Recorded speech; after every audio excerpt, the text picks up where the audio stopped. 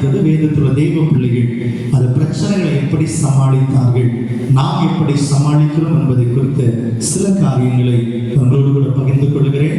பழைய ஏற்பாடு எல்லாமே புதிய ஏற்பாட்டுடைய நிழலாட்டமாக இருக்கிறது. எனவே ஒவ்வொரு விஷயத்தையும் நடந்ததை தியானித்து ஆவிக்குரிய பிரகாரமாக உள்ள அர்த்தங்களையும் தொடர்ந்து தியானிக்க கர்த்தர் நமக்கு உதவி செய்வாராக.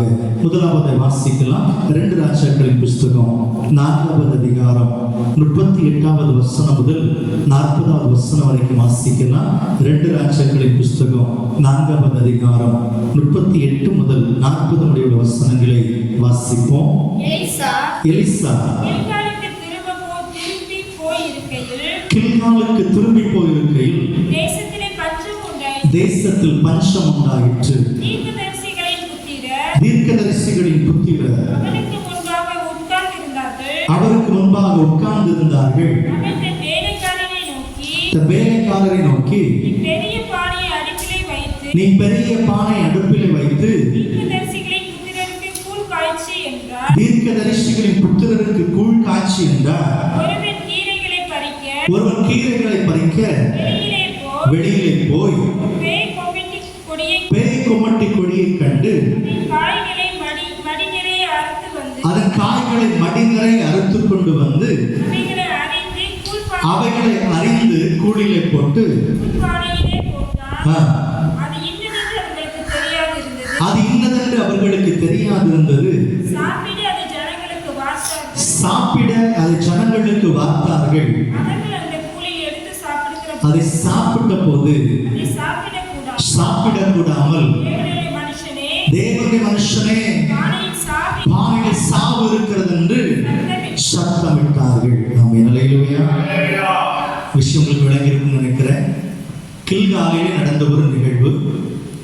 மகா பஞ்சமான ஒரு நேரத்தில் தீர்க்கதரிசி சொல்லுகிற தீர்க்கதரிசி எல்லாரும் என்ன பண்ண,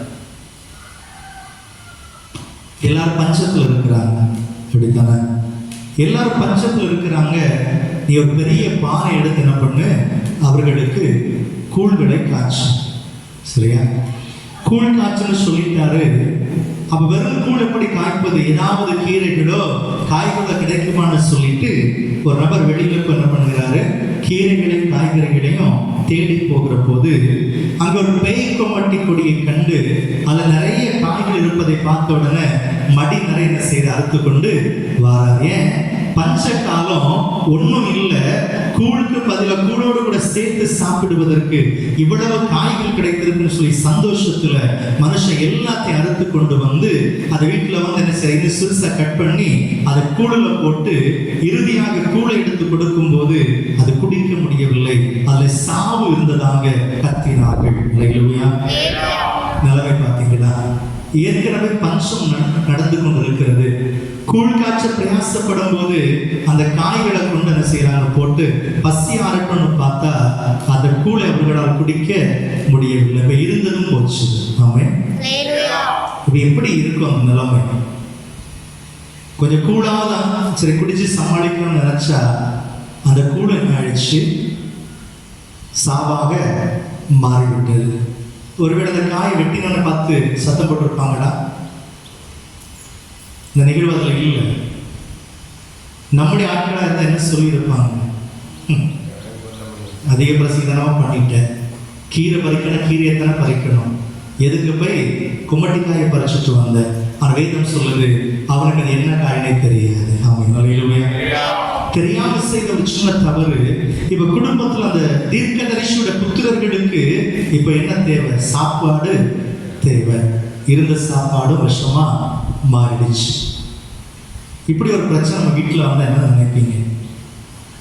வீட்டுல வர கஷ்டமான சூழ்நிலை, இருக்கிற கொஞ்சத்தை சாப்பிடலான்னு தட்டுல வச்சிருக்கிறோம்.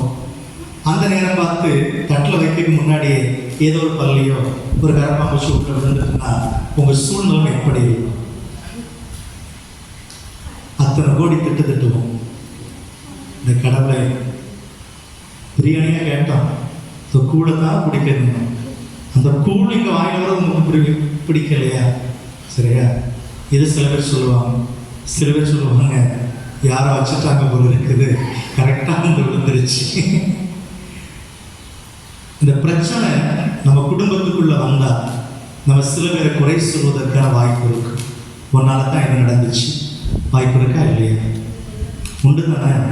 இந்த பிரச்சனையை தீர்க்கதரிசி எப்படி சமாளிக்கிறார்? இதை நம்முடைய வாழ்க்கையில கற்றுக்கொள்ள வேண்டிய மிகப்பெரிய ஒரு பாடம். நிறைய கூடுதல் குறைகள் இருக்கத்தான் செய்யும். ஒருத்தர் மேல ஒருத்தர் குற்றம் சாட்டுவதனால பசி ஆறப்போகுதா? இல்லை. எல்லாரும் ஒன்னா சேர்ந்தா இது புது வழிகளை யோசிக்கலாம், அப்படித்தானே? இப்ப தீர்க்கதரிசியாக எலிசா அங்க வந்து ஒரு காரியத்தை சொல்லுகிறார். அதுக்கு முன்பதாக இந்த கில்காலை குறித்த ஒரே ஒரு செய்தி மட்டும் நான் உங்களுக்கு சொல்லிட்டு அடுத்த பகுதிக்குள்ள கடந்து செல்கிறேன். யோசுவாவின் புஸ்தகம் 5வது அதிகாரம் 9வது வசனம் கூட வாசித்து பாருங்க. யோசுவா 5:9 வாசிப்போம். கர்த்தர் யோசுவாவை நோக்கி, இந்த எகிப்தின் நிந்தையை உங்கள் மேல் இராதபடிக்கு புரட்டி போட்டேன் என்றார். ராமேஸ்வரம் நிந்தைகள் புரட்டி போடப்பட்ட ஸ்தலத்துக்கு பேர் தான் கில்கால். ஆமென். நிந்தைகள் புரட்டி போடப்பட்ட ஸ்தலத்தில இப்ப அடுத்த ஒரு நிந்தையான காரியம் நடக்குமா நடக்காதா? ஏற்கனவே நிந்தையை புரட்டி போட்டா இனி மறுபடியும் நிந்தை வராது. ஆமென். அங்க இந்த பிரச்சனையை தீர்க்கதரிசிகளின் புத்திரர் உள்ள பிரிவினை வராதபடிக்கு அந்த எலிசா என்கிற தேவ மனிதர் எப்படி அழகாய் சமாளிக்கிறார் பாருங்க. ஒரு சின்ன விஷயம் தான், வாசித்து பார்க்கலாம். அதே அதிகாரத்தின் அடுத்த வசனம் தொடர்ந்து வாசிங்க. அதுல 2 ராஜாக்கள் 4வது அதிகாரம் 41.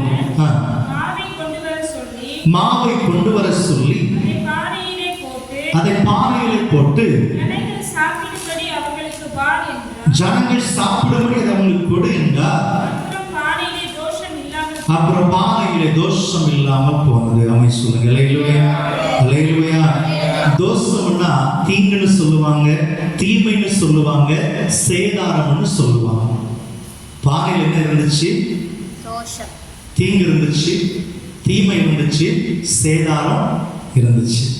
சேதாரம் நகைக்கு போயிடாதீங்க, செய்குலி சேதாரம். நாங்க வரல, வறுமைக்குள்ள இருக்கிறோம். சரியா? வறுமை குறித்து நான் பேசிக்கொண்டு இருக்கிறேன். அப்போ அந்த எலிசா என்கிற தீர்க்கதரிசி எளிதாய் ஒரே ஒரு காரியத்தை செய்தார். கொஞ்சம் மாவு மட்டும் கொண்டு வர சொல்லி அதை என்ன செய்கிறார்? அந்த கூழ் பானையில போடுகிறார். அப்புறம் அந்த பானையில் என்ன இல்லை? சேதாரம் இல்லை. ஆமென். அந்த மாவுல போய் என்ன இருந்திருக்கும்? கர்த்தருடைய மகிமை இருந்திருக்கும். நல்ல கவனிங்க. அதே கூழை தான் திரும்ப குடிச்சாங்க, வேறு கூழ் செய்யல. தீர்க்கதரிசி என்ன செய்தார்? பானையில மாவு மட்டும் எடுத்து போட்டார். அந்த இதில் இருந்த சாவு, அந்த விஷமானது முறிந்தது. எப்படி நம்ம போட்டு பார்ப்போமா? நம்ம என்ன செய்வோம்னா முதல்ல தூர ஊற்றிட்டு கையில் வச்சு தண்ணியை அப்படி சும்மா இருப்போம். இனி நமக்கு அது வேண்டாம். சில பிள்ளைகள் பார்த்துருக்கீங்களா, சின்ன எறும்பு கிடக்கு மொத்த காப்பி தூக்கி ஊற்றிடுவாங்க. வறுமை தெரியாது அவங்களுக்கு, இப்படி வளர்த்திட்டோம். சில வீடுகள் ஈ கிடந்தாலே சளிச்சு பிள்ளை காப்பி குடிச்சுட்டு போகும். நல்ல கவனிங்க. 2 விஷயத்தை நம்ம கற்றுக்கொள்ளணும். ஒன்று, இருக்கிற அந்த கொஞ்சத்தை வீணடிக்க கூடாது. ஏற்கனவே இல்லை, அப்படித்தானே?